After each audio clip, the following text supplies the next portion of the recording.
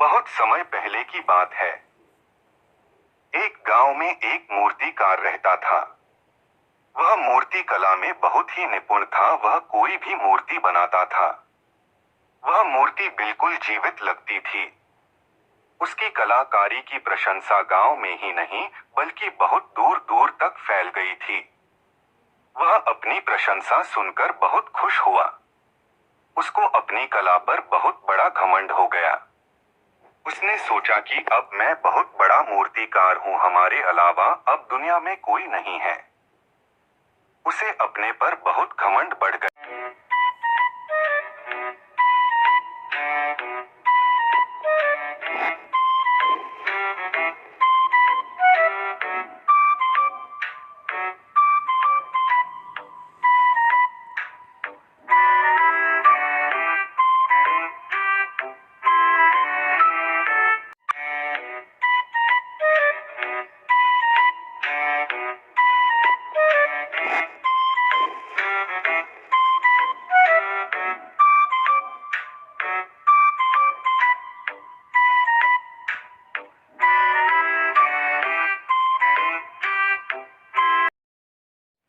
एक दिन वह मूर्तिकार अपने मकान में आराम से सो रहा था।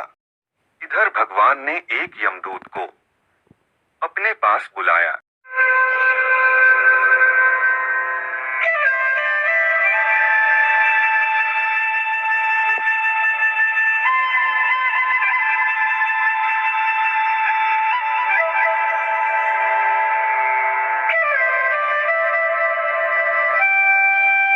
और भगवान यमदूत से बोले, कहा जाओ और उस मूर्तिकार को संदेश पहुंचा दो कि तुम्हारा अंतिम समय नजदीक आ गया है।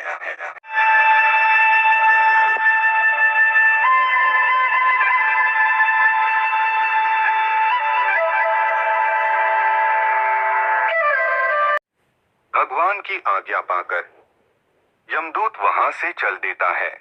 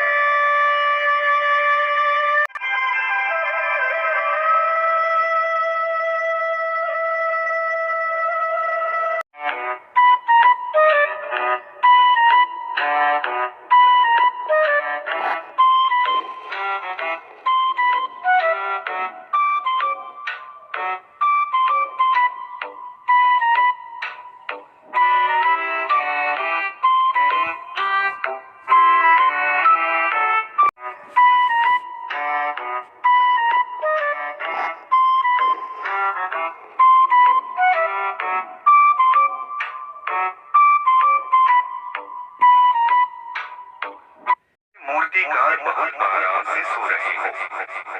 मैं तुम्हारा संदेश लेकर आया हूँ।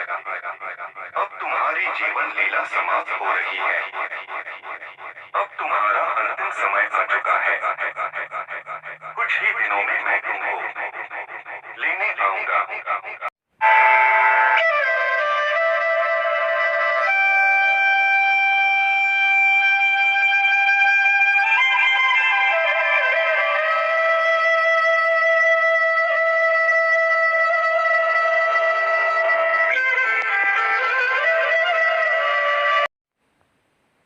मूर्तिकार की जब नींद खुली तो उसने विचार किया, मैं विश्व का सबसे बड़ा मूर्तिकार हूं, मुझे कोई नहीं ले जा सकता।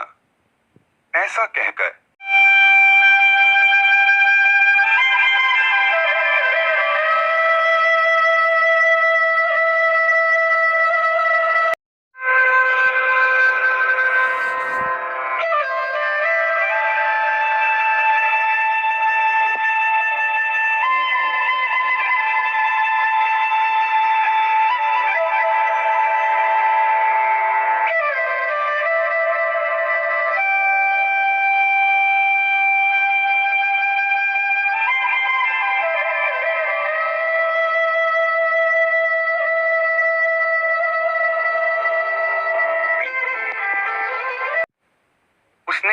शक्ल की मूर्तियां बनाना शुरू कर दिया और उसने अपनी शक्ल की बहुत मूर्तियां बनाई।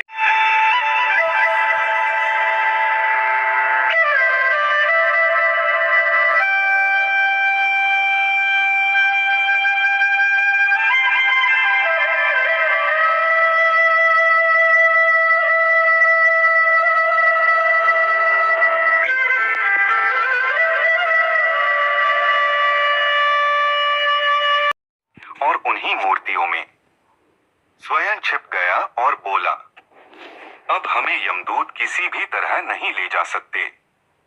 जब उस मूर्तिकार का अंतिम समय आ गया, तब उस मूर्तिकार को यमदूत लेने चल पड़ा।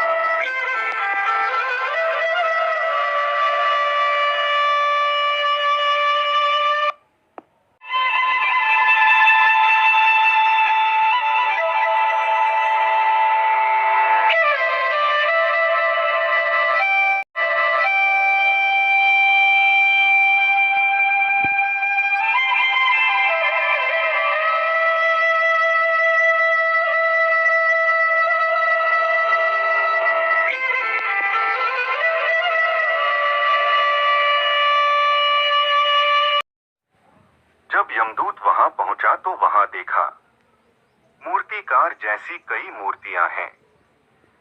यह देखकर यमदूत चकित हो गया और वह मूर्तिकार को नहीं पहचान पाया।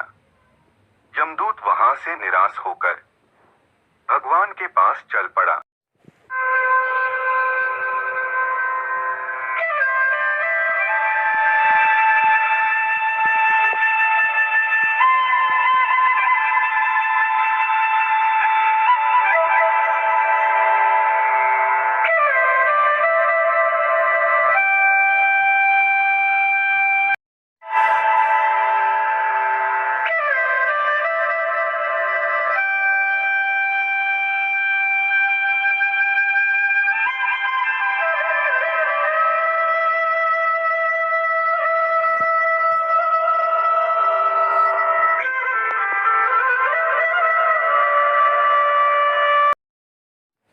जब यमदूत भगवान के पास पहुंचा और बोला, भगवान, जब मैं मूर्तिकार को लेने उसके घर पहुंचा तो वहां मूर्तिकार जैसे कई मूर्तिकार मिले। मैं किस मूर्तिकार को लाऊं? मेरी तो समझ में कुछ नहीं आ रहा है।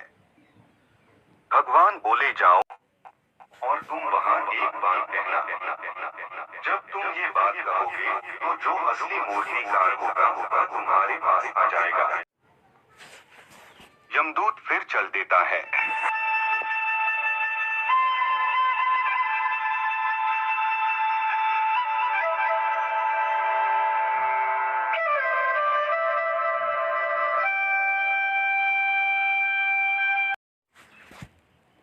और मूर्तियों के पास जाकर बोला, वाह वाह, क्या बात है।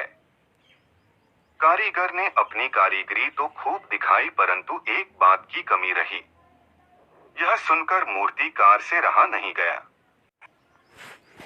और उसका घमंड बोल पड़ा और यमदूत के आगे आकर खड़ा हो गया और बोला, भाई, कारीगरी में क्या कमी रह गई, बता दो, उसे भी पूरा कर डालूं। यमदूत ने मूर्तिकार को पकड़ लिया और बोला, बस तुम्हारे मिलने की ही कमी थी।